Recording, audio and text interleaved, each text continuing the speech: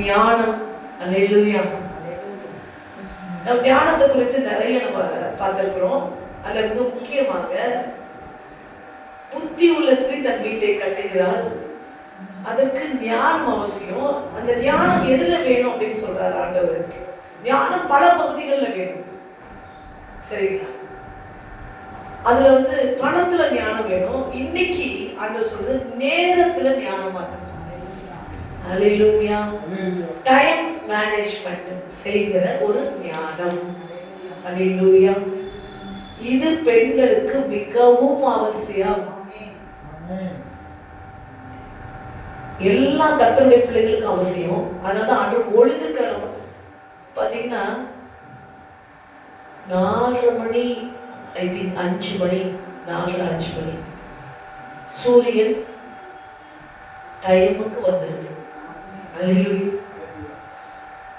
அது டைமுக்கு மறைஞ்சிருது. ஆண்டவர் உண்டாக்குன எல்லாவற்றையும் ஒழுங்கு கிரகமாக எல்லாத்தையும் இந்தந்த நேரத்துல செய்ய வேண்டும் என்பதற்காக ஆண்டவர் ஒழுங்கு கிரகமாக வைத்திருக்கிறார். அப்ப நம்மை கூட ஆண்டவர் அப்படிதான் படைத்திருக்கிறார். ஆமென். அல்லேலூயா. காலையில எழுந்து என் கிருபையை தேடுகிறார். உண்டாக்கப்பட்ட மனுஷனுடைய முதல் வேலை அதிகாலையில் தேவனுடைய கிருபையை தேட வேண்டும். ஆமென். ஹல்லேலூயா. சோ ஞானமாய் நேரத்தை செலவிட வேண்டும். நிறைய காரியங்கள் நம்ம பார்க்க இருக்கிறோம். மிக முக்கியமாய் அந்த இதுதான் இன்னைக்கு நம்ம பார்க்க வேண்டிய தீமா இருக்குது.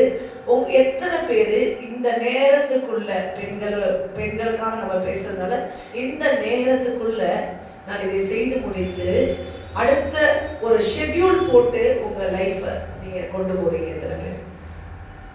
அல்லேலூயா. அப்படின்னா நீங்கள் குடும்பத்துக்கு செய்ய வேண்டியதையும் செய்து முடிக்க முடியும், தேவனுக்கு செய்யறதையும் செய்து முடிக்க முடியும். அல்லேலூயா. நீ உங்களோட குடும்பத்துக்கும் நீங்க ஊழியம் செய்ய முடியும், தேவனுக்கும் நீங்க ஊழியம் செய்ய முடியும். குடும்பத்துக்கு செய்யற ஊழியத்தையும் தேவன் விரும்புகிறார். ஆமென். அல்லேலூயா. அதனால சரி குடும்பத்துக்கு மட்டும் செய்யணும், தேவனுக்கு செய்யணும் நீங்க நினைச்சிடாதீங்க. குடும்பத்துக்கு செய்யறதையும் கர்த்தர் விரும்புகிறார். ஆமென். ஆனா தேவனுக்கு என்று குடும்பம் என்பது உன்னுடைய மாம்சத்தோடு அடங்கி விடுகிறது. ஆனா தேவனுக்கு செய்யறது என்பது உலகத்தில் இருக்கிற அநேகருக்கு நன்மை செய்கிறது. சோ இந்த ஊழியங்களை நீங்கள் செய்வதற்கு, சேவை செய்வதற்கு இந்த நேரத்தை நீங்கள் சரியாக வகுத்து கொள்ள வேண்டும். இன்னைக்கு ஆண்டவர் தான் நம்ம கிட்ட எதிர்பார்க்கிறாரு. ஆனா நிறைய பெண்கள் என்ன செய்யறோம், ஒரு கொஞ்சம் அதிக வேலை செஞ்சுட்டா என்ன பண்ணிட்டோம், அவ்வளவுதான் முடிஞ்சது, இனிமேல் நம்ம படுத்துருவோம். அல்லேலூயா. அதுக்கு காரணம் பலவீனமான உடல் கூட இருக்கலாம். ஆனா பலவீனமா இருக்குதுன்னு அப்படியே வச்சுக்க கூடாது. அதை பலவானாய் மாற்றும்படி ஆண்டவர்கிட்ட கேட்கணும். தேவனுடைய வார்த்தையினால் பலத்தை பெற்றுக்கொள்ள வேண்டும். தேவனுடைய ஆவியினால் பலத்தை பெற்றுக்கொள்ள வேண்டும். ஆகாரத்திலும் பலத்தை பெற்றுக்கொள்ள வேண்டும். அல்லேலூயா. ஆவியிலும் தேவனுடைய ஆகாரத்திலும் உலக பிரகாரமான ஆகாரத்திலும் பலத்தை கூட்டிக் கொண்டு கரெக்டாக அந்த நேரத்தை நம்ம செலவிடணும். ஆமென். அதனால நான் வேலை செஞ்சேன், அதனால நான் தூங்குறேன் அப்படின்ற இடத்துக்கு போயிடக்கூடாது. ஆனா தூக்கமும் அவசியம். எவ்வளவு நேரம் என்பதுக்கும் ஒரு நேரத்தை நீங்கள் கணக்கிட்டு வைத்துக் கொள்ள வேண்டும். ஆமென். அல்லேலூயா. சரி, இந்த நேரம் எவ்வளவு முக்கியம்ன்றதை இப்ப நீங்க தெரிஞ்சுக்க போறீங்க. வர படிக்க போற ஒவ்வொரு செய்தியிலையும் 1 சாமுவேல் 25வது அதிகாரம்.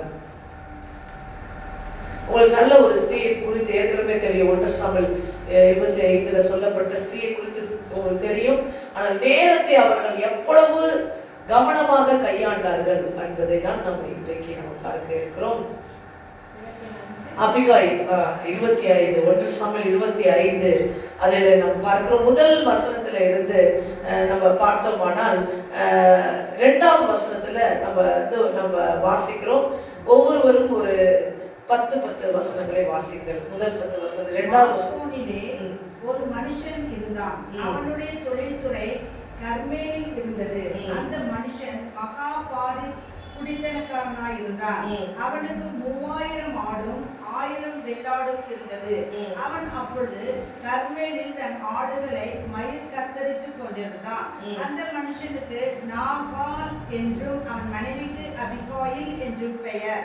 அந்த ஸ்திரீ மகா புத்திசாலியும் ரூபவதியுமாய் இருந்தார்.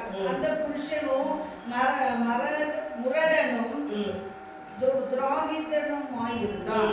அவன் காலேபுடைய சந்ததியான். நாபால் தன் ஆடுகளை மயிர் கத்தரிக்கிற செய்தியை வனாந்தரத்தில் இருக்கிற தாவீது கேட்டபோது தாவீது 10 வாலிபரை அழைத்து, நீங்கள் கர்மேலுக்கு போய் நாபாலிடத்தில் சென்று என் பெயரை சொல்லி அவன் சுக செய்தியை விசாரித்து அவனை நோக்கி, நீ வாழ்க உமக்கு சமாதானமும் உம்முடைய வீட்டிற்கு சமாதானமும் உமக்கு உண்டான எல்லாவற்றிற்கும் சமாதானம் உண்டாவதாக என்று அவனை வாழ்த்தி, இப்பொழுது ஆடுகளை மயிர் கத்தரிக்கிறவர்கள் உம்மிடத்தில் இருக்கிறார்கள் என்று கேள்விப்பட்டேன். உம்முடைய மேய்ப்பர் எங்களோடு கூட இருந்தார்கள். அவர்கள் கர்மேலிலே இருந்த நாளெல்லாம் நாங்கள் அவர்களை வருத்தப்படுத்தவில்லை. அவர்களுடைய பொருள் ஒன்றும் காணாமல் போனதில்லை. உம்முடைய வேலைக்காரரை கேளும், அவர்கள் உமக்கு சொல்லுவார்கள். ஆதலால் இந்த வாலிபருக்கு உம்முடைய கண்களிலே தயை கிடைக்க வேண்டும். நல்ல நாளிலே வந்தோம். உம்முடைய கைக்கு உதவுவதை உம்முடைய ஊழியக்காரருக்கும் உம்முடைய குமாரனாகிய தாவீதுக்கும் கொடுக்கும்படி வேண்டுகிறேன் என்று சொல்லுங்கள் என்றான். தாவீதின் வாலிபர் போய் இந்த வார்த்தைகளை எல்லாம் தாவீதின் நாமத்தினாலே தாபாவில் இருந்து சொல்லி பின்னென்றும் பேசாதிருந்தார்கள். தாபால் தாவீதின் ஊழியக்காரருக்கு பிரதியுக்காரமாக, தாவீது என்பவன் யார்? ஈசாயின் குமாரன் யார்? தங்கள் எஜமான்களை விட்டு ஓடிப்போகிற வேலைக்காரர் இந்நாளில் அநேகர் உண்டு. நான் என் அப்பத்தையும் என் தண்ணீரையும் என் ஆடுகளையும் மயிர் கத்திரிக்கிறவர்களுக்காக நான் அடித்து சமையல் பண்ணுவித்ததையும் எடுத்து இன்ன இடத்தார் என்று நான் அறியாத மனுஷருக்கு கொடுப்பேனோ என்றான். தாவீதின் வாலிபர் தங்கள் வழியை திரும்பி மறுபடியும் தாவீதின் இடத்தில் வந்து இந்த வார்த்தைகளை எல்லாம் அவனுக்கு அறிவித்தார்கள். அப்பொழுது தாவீது தன் மனுஷரை பார்த்து, நீங்கள் அவரவர் உங்கள் பட்டயத்தை கட்டிக்கொள்ளுங்கள் என்றான். அவரவர் தங்கள் பட்டயத்தை கட்டிக்கொண்டார்கள். தாவீதும் தன் பட்டயத்தை கட்டிக்கொண்டான். ஏறக்குறைய 400 பேர் தாவீதுக்கு பின் சென்று புறப்பட்டு போனார்கள். 200 பேர் அண்டையில் இருந்து விட்டார்கள். அப்பொழுது வேலைக்காரர் ஒருவன் நாபாலுடைய மனைவியாகிய அபிகாயிலை நோக்கி, இதோ நம்முடைய எஜமானுடைய சுக செய்தி விசாரிக்க தாவீது வனாந்தரத்திலிருந்து ஆடுகளை அனுப்பினான். அவர்கள் பேரில் அவர்கள் சீறினார். அந்த மனுஷரோ எங்களுக்கு மிகவும் உபகாரியமாய் இருந்தார்கள்.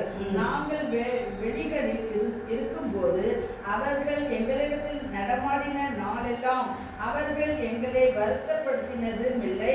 நாங்கள் பொருளில் ஒன்றும் காணப்போனதும் இல்லை. நாங்கள் ஆடுகளை மேய்த்து அவர்களிடத்தில் இருந்த நாளெல்லாம் அவர்கள் இரவும் பகலும் எங்களை சுற்றிலும் மதிலாயிருந்தார்கள். இப்பொழுது நீர் செய்ய வேண்டியதை கவனித்து பாரும். நம்முடைய எஜமான் மேலும் அவருடைய வீட்டார் யாவர் மேலும் நிச்சயமாய் ஒரு பொல்லாப்பு வருகிறதாயிருக்கிறது. இவரோ ஒருவரும் நம்மோடே பேசக்கூடாதபடிக்கு பேலியாளின் மகனாய் இருக்கிறார் என்றார். அப்பொழுது அபிகாயில் தீவிரமாய் 200 அப்பங்களையும் 2 துருத்தி திராட்சரசத்தையும் சமையல் பண்ணப்பட்ட 5 ஆடுகளையும் 5 படி வறுத்த பயிரையும் வற்றலாக்கப்பட்ட 100 திராட்சை குலைகளையும் வற்றலான 200 அத்திப்பழ அடைகளையும் எடுத்து கழுதையின் மேல் ஏற்றி தன் வேலைக்காரரை பார்த்து, நீங்கள் எனக்கு முன்னே போங்கள், இதோ நான் உங்கள் பின்னே வருகிறேன் என்று சொல்லி அனுப்பினான். அவன் புருஷனாகிய நாபானுக்கு அது அறிவிக்கவில்லை. அவர் ஒரு கழுதையின் மேல் ஏறி மலையின் மறைவில் இறங்கி வருகையில், இதோ தாவீதும் அவன் மனுஷரும் அவர்களுக்கு எதிராக இருந்தார்கள். அவர்களை சந்தித்தார்கள். இந்த வார்த்தையில் நாம் பார்த்தோமானால் நாபாலுடைய மந்தைக்கு தாவீதோட இருந்தவர்கள் காவலாளிகளாய் இருந்திருக்கார்கள். வனாந்திரத்துல ஆடு மேய்க்கும் போதெல்லாம் தாவீது கூட இருந்தவர்கள் நாபாலின் மந்தைக்கு உதவி செய்திருக்கார்கள். இப்போ அந்த நாட்களில் பார்த்தீங்கன்னா அந்த மயிர் தரிக்கிறதுன்றது ஒரு பெரிய விழாவாய் செலப்ரேஷனாக இருக்கும். ஒரு பெரிய 1-2 ஆடுலாம் கிடையாது, பல ஆடுகள், பல சொத்துக்கு அவர் காரணராக இருக்கிறார். ரொம்ப சென்சிட்டிவ் பர்சன். அல்லேலூயா. சென்சிட்டிவ் பர்சன் என்ன அர்த்தம்? தொட்டதுக்குலாம் கோவம் வந்துடும். அல்லேலூயா. ஏதாவது ஒரு வார்த்தை சொல்லிட்டா போதும் கோவம் வந்துடும். சரிங்களா? அப்படி இருந்தவங்க நாப்பால். ஆனால் ரொம்ப பலசாலி, முரடன் அப்படின்னா ரொம்ப பலசாலி. காலை கூட வம்சம் வேற. அல்லேலூயா. அவங்களாம் மலை தேசத்தையே பறந்து போடுற ஒரு பலவான்களாக இருப்பாங்க, ஸ்ட்ராங் பர்சன்ஸாக இருப்பாங்க. ஆனால் சென்சிட்டிவ் பர்சன் அவங்க. ஸோ இப்படிப்பட்ட நபர்கிட்ட போயிட்டு தாவீதோட ஆட்கள் எங்களுக்கு பசியாக இருக்கிறோம், ஏன்னா உதவி செஞ்சுருக்காங்க, அதனால போய் நாப்பால் வீட்டில் இப்படி ஃபங்க்ஷன் நடக்குதுன்னொன்னே சரி கொஞ்சம் சாப்பாடு கொடுத்து விடுங்கன்னு கேட்குறாங்க. அல்லேலூயா. இவர் நாப்பால்னா உடனே எனக்கு தெரியவே தெரியாது நீ யார் அப்படின்னு. ஆனால் வேலையாட்கள் சொல்லியிருப்பாங்களே, இப்போ எப்படி நாப்பாளுடைய மனைவி அபிகாயில சொல்கிறாங்களோ அதே போல் நாப்பாட்டு சொல்லியிருப்பாங்க. அதுக்கு இவர் என்ன சொல்ல, நீ காப்பாற்றுன்னு எப்படி சொல்ல முடியும்னா, பத்திரமா ஆட்களை வச்சு என்னுடைய மந்தையை காப்பாற்றி கொண்டு வந்தேன், நான் தான் காரணம், நீ காரணம் கிடையாது அப்படின்னு பேசுகிற ஒரு ஆள்.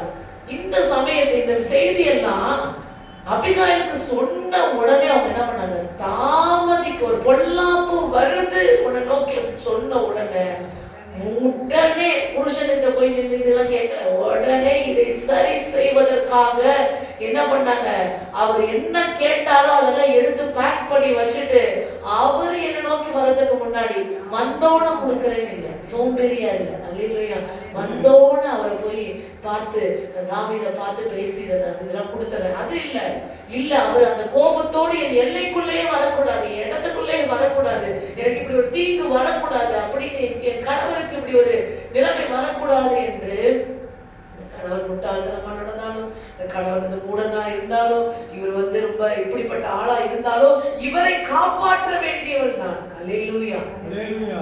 அப்படின்னு அபிகாயில் எல்லாவற்றையும் எடுத்துக்கொண்டு கழுதையின் மேல் ஏறி எதிர்கொண்டு போய் தாவீதை சந்திக்கிறார். அல்லேலூயா. இப்ப இதையெல்லாம் கொடுத்தோன்னே தாவீதோட கோபம் இறங்கிருமா அப்படின்னா, சில பேர் பார்த்தீங்க அப்படின்னா அந்த கோபம் உடனே இறங்காது. அல்லேலூயா. ஆமா, தாவீது ஒரு கிங், அவர் கிங்கா அபிஷேகம் பண்ணப்பட்டிருக்காரு. ஸோ அபிஷேகம் பண்ண இப்ப இனிமேல் அவங்க செஞ்ச மிக முக்கியமான விஷயம், அந்த நேரத்தை ஞானமா பயன்படுத்தினாங்க, ஞானமாய் பேசினார்கள். ஆமென். சிஸ்டர் படிச்சதுல இருந்து அடுத்தது நீங்க படிக்கலாம். அல்லேலூயா. சந்தித்தால் அப்படின்ற ஒரு வார்த்தைக்கு அப்புறம் 21 இருந்து படிங்க. அடுத்தவங்க தாவீது தன் ஜனங்களை நோக்கி அவனுக்கு வனாந்தரத்தில் இருக்கிறதை எல்லாம் நீதாகவே காப்பாற்றினேன், எந்த காசுக்காகவும் நான் காப்பாத்தல அப்படின்னு. அவனுக்கு உண்டானது எல்லாம் ஒன்றும் காணாமல் போனதில்லை என்றாலும் நன்மைக்கு பதிலாக அவன் எனக்கு தீமை செய்தான். அவனுக்கு உண்டான எல்லாவற்றிலும் சுவரில் நீர் விடும் ஒரு நாளை முதலாய் நாயை கூட விட்டு வைக்க மாட்டேன். கோவம் வந்துருச்சு தாவீதுக்கு.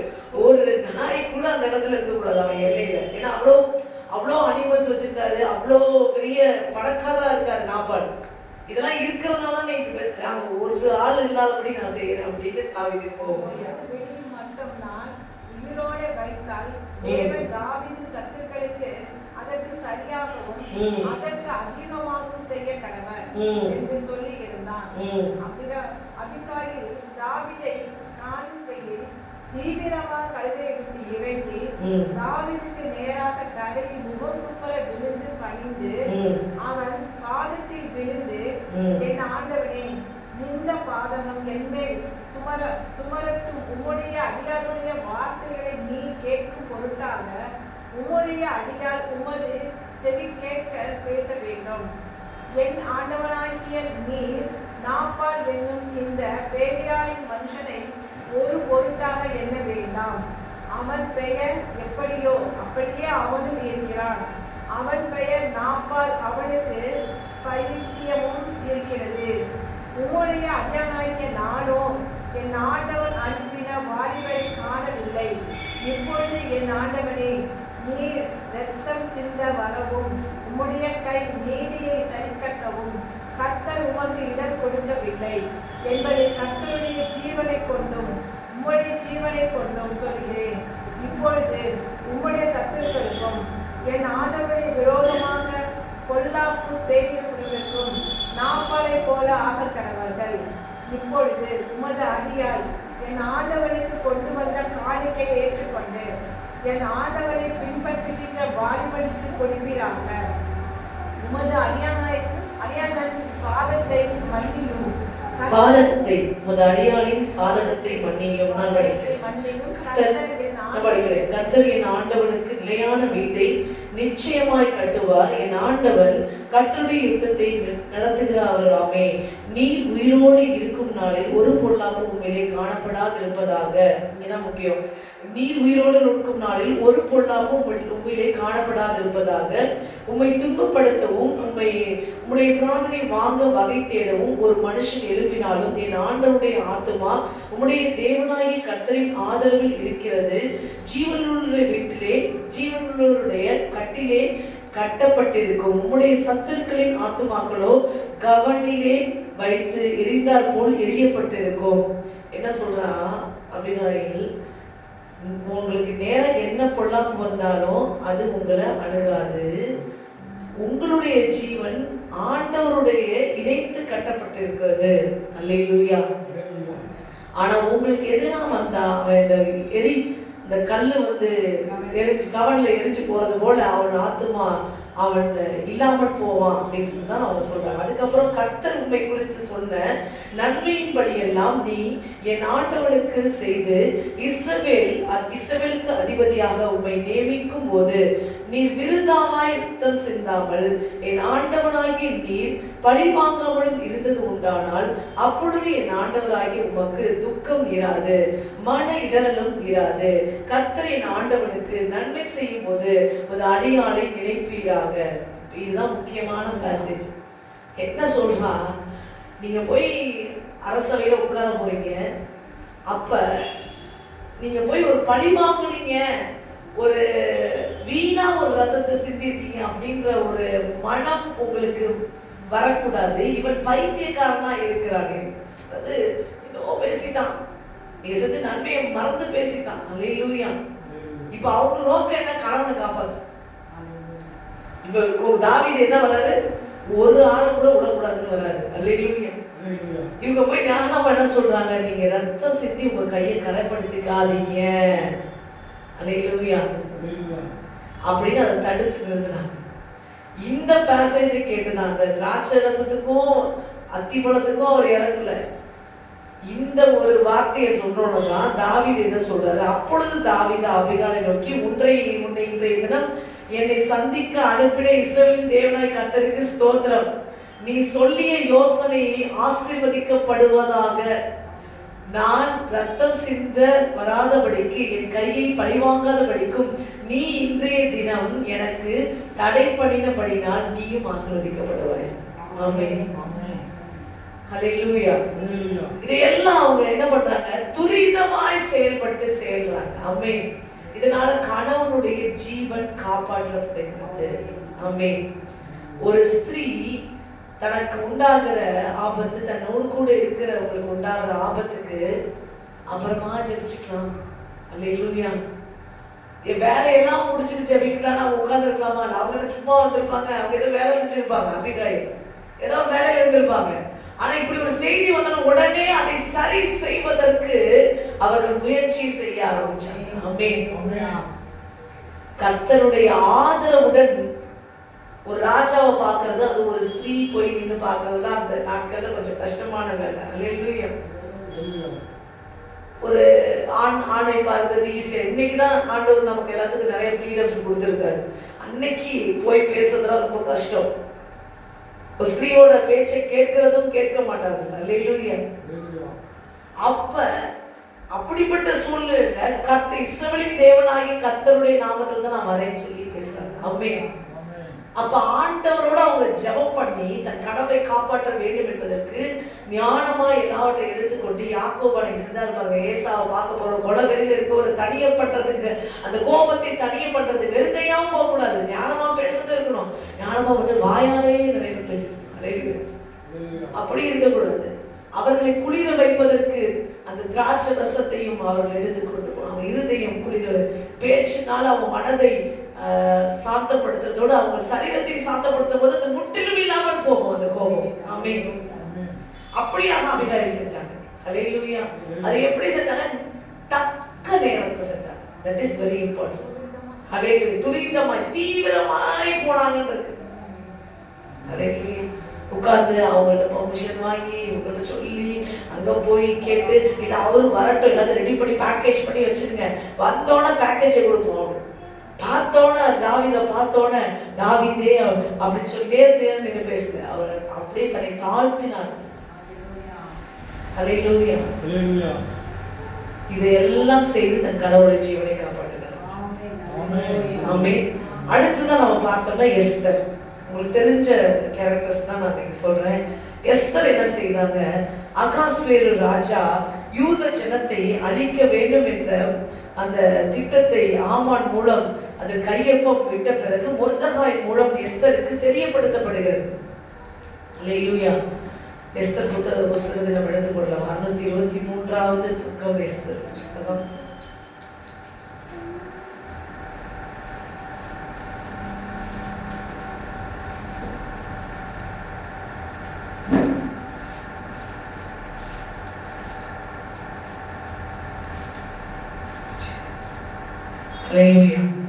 அப்படி தெரியப்படுத்த பிறகு மொர்தெகாய் சொல்றாரு. அப்ப மொர்தெகாய் சொல்லும் போது அப்பயே எஸ்தர் அமைதியா இருக்காரு. அப்ப மொர்தெகாய் உடனே ஒரு சொல்ற காலத்தை பத்தி பேசுறது. அந்த வசனத்தை மட்டும் நான் வாசிக்கிறேன். எஸ்தர் 4ஆம் அதிகாரத்துல மொர்தெகாய் எஸ்தரிடம் சொல்றாங்க. 12-13 வாசிக்கிறேன். எஸ்தரின் வார்த்தைகள் மொர்தெகாய்க்கு தெரியும். எஸ்தர் என்ன சொன்னாங்க? எஸ்தருக்கு தெரியப்படுத்தின பிறகும் எஸ்தர் அது முன் வார்த்தைகள் பார்த்து, யாராவது அழைப்பிக்கப்படாமல் 11வது வசனம் வாசிக்கிறேன். யாராவது அழைப்பிக்கப்படாமல் உள்முற்றத்தில் ராஜாவிடத்தில் பிரவேசித்தால் புருஷனாலும் ஸ்திரீயானாலும் சரி அவர்கள் பிழைக்கும்படி அவர்களுக்கு ராஜா பொற்செங்கோலை நீட்டின ஒழிய மற்றபடி சாக வேண்டும் என்று ஒரு தவறான சட்டம், தவறாத கண்டிப்பான நடைமுறைப்படுத்தப்பட்ட ஒரு சட்டம் உண்டு. இது ராஜாவின் சகல ஊழியக்காரருக்கும் ராஜாவுடைய நாடுகளில் சகல ஜனங்களுக்கும் தெரியும். நான் இந்த 30 நாளும் ராஜாவிடத்தில் வரவழைக்கப்படவில்லை என்று சொன்னான். ஆமென். இப்போ நான் போய் ஆண்டவர் பார்க்கறது, அதாவது ராஜாவை பார்க்கறதுக்கு எனக்கு அனுமதி இல்லை.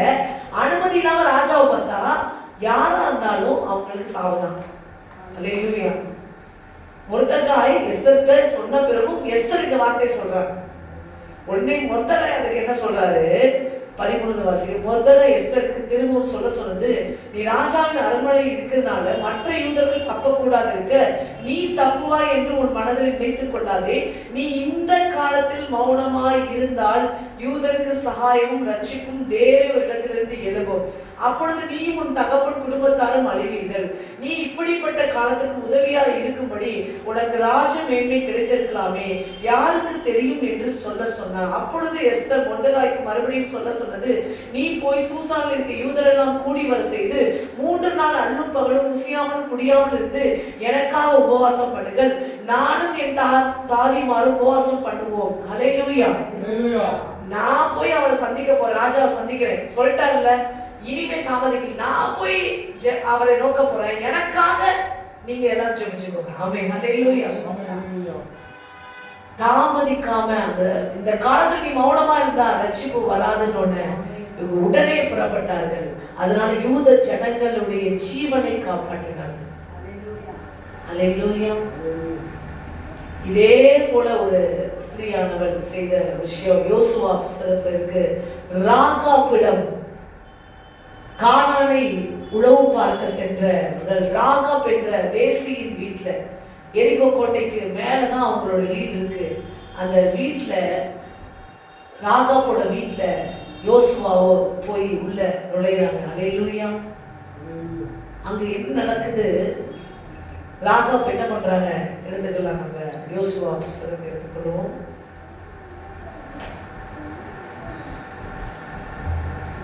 யோசுவா 6ஆம் அதிகாரம்,